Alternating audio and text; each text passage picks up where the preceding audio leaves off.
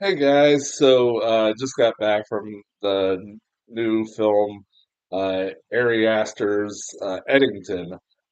This is a movie that I was definitely looking forward to, mainly because I'm a big fan of Ari Aster as a filmmaker.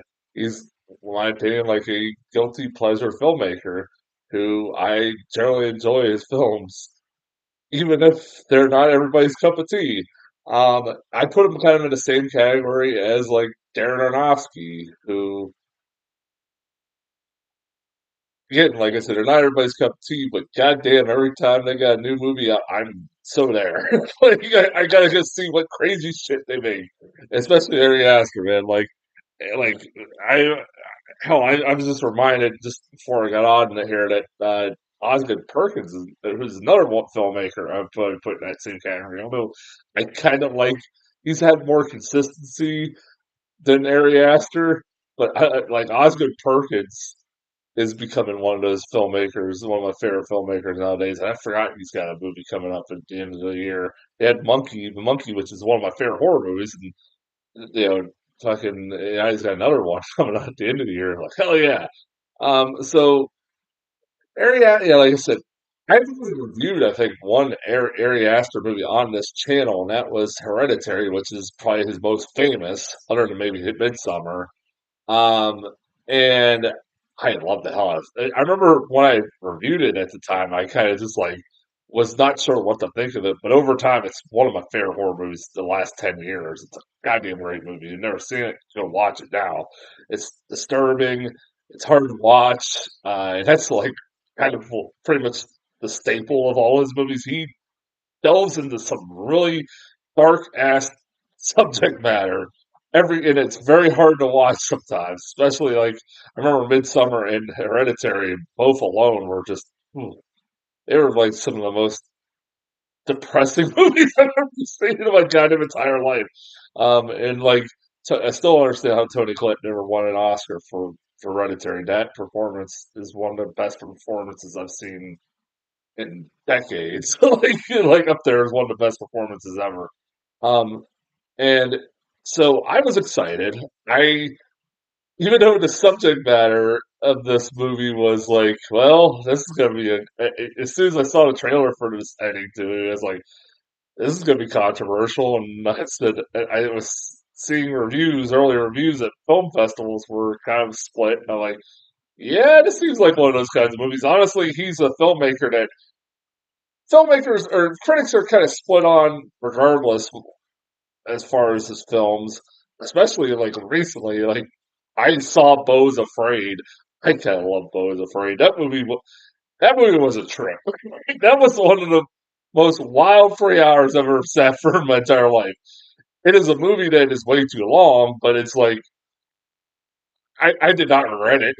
Like, I did not regret sit for that movie. There's stuff in that movie I will never forget. So I was excited about this, and yeah, I'll just say this: if you are a fan of Ari Aster like me, you know what you're getting into by now. It's definitely This movie is definitely a Ari Aster movie for better or worse. Um, I enjoyed. There's a lot of things I enjoyed about this movie. There are things I didn't care for too much about this movie. Uh, Mainly one thing I kind of like I can pinpoint. I'll talk about in a minute, but I really love the hell of the performances, especially Joaquin Phoenix, man. Joaquin Phoenix, man, he's one of those actors that I mean this nicely. I can't stand him as a person. I cannot. I think he's one of the biggest douche bags in the fucking universe. He is such up his own ass, like thinks so highly of himself, and thinks it just drives me nuts. The person that Joaquin Phoenix is drives me nuts. But as a fucking actor, he's one of the best actors there is. Period. Like, no matter what fucking movie he's in, he is gonna give you a fucking great performance. I loved him in Beau is Afraid. I thought he was really good. Beau is Afraid. I thought he was awesome in this too. Even fucking that Joker sequel that everybody hates, including me. Uh, I thought he was not. I thought he was easily the best part. His performance, he was acting his ass off in that movie. No matter fucking what, that guy's acting well, his ass off in a movie, and he's one of the best actors in our generation, easily. Um, God damn it! Like I love his character. Like Harry Aster loves to put Joaquin Phoenix for some shit in his movies. Like between this and Bo is Afraid, damn man, like his characters that Ari Aster makes for or for Joaquin Phoenix is just he puts him for the fucking ringer, man. Um, like I said, you got a great cast. Pedro Pascal is the mayor. It's I thought it was gonna be both him and Joaquin Phoenix sharing a lot of time.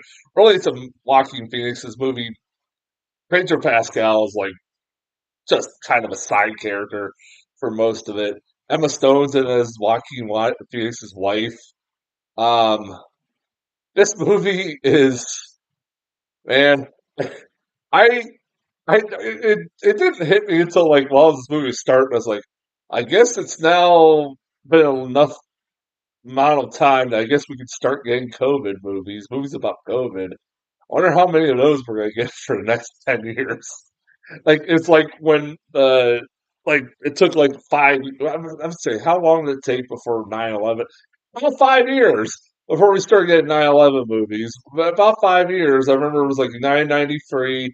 World Trade Center all both came out like the same year in 2006.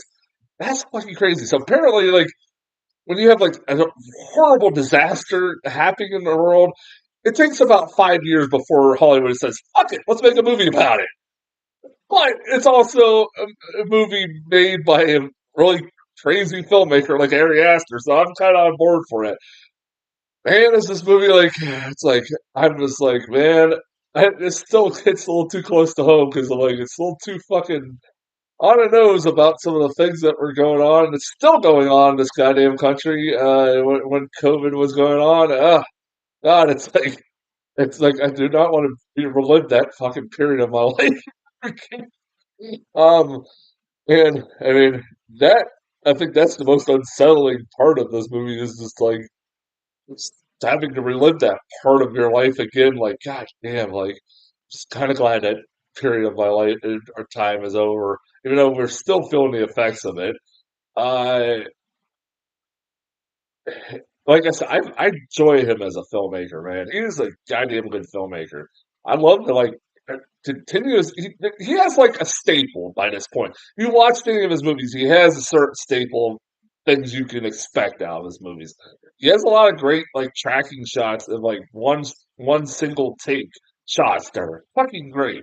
We'll always be a big fan of that in movies, and he does that a lot in this movie, and he's done a lot of his movies too. Um, and like you can expect crazy shit to happen in his movies, and crazy shit happens in this movie.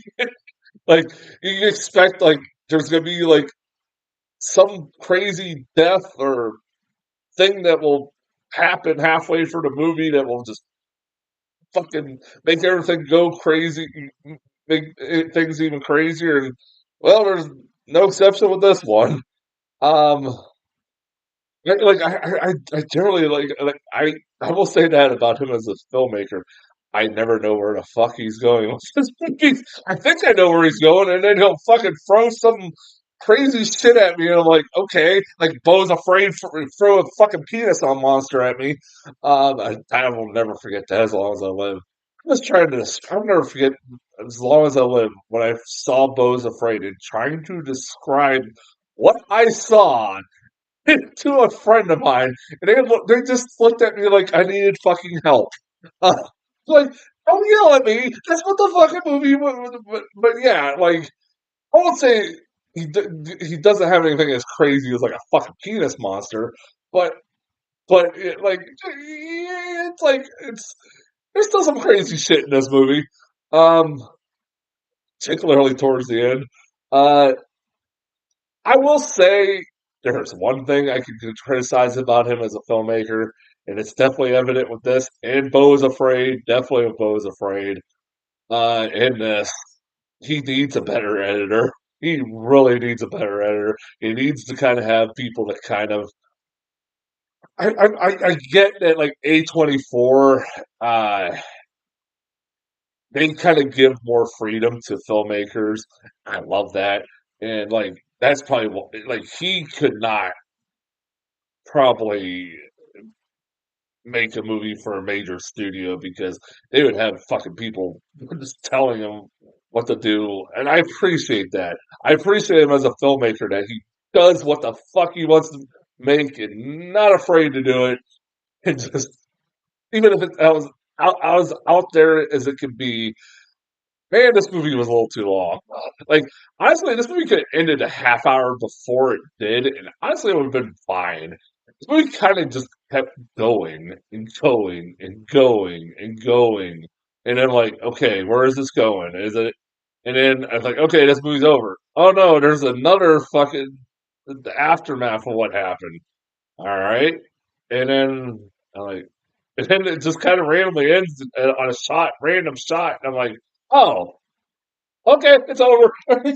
All right, I think it's time to go. I've got watch banging my hand there. Um, yeah, like he's a filmmaker that you know what you're getting with him, for better or worse. I would say, as- out of all his movies, where would I rank this? I'd say this is my least favorite of his. Uh, I kind of like Bo is Afraid a little bit more because Bo is Afraid just got batshit crazy. Like Bo, I think that was the one thing that was missing from this movie is that it needed to get more crazier. If it would have got more crazier, it would have penis monsters. I'm like, all right, fuck it, whatever. But I don't know what the hell that would have to do with anything. But or fucking girls dying, having rigor mortis during sex. I kids drinking blue paint or fuck that second hour of a fucking cartoon or stop motion animation. Okay, that was when the movie started to lose me. So I was afraid.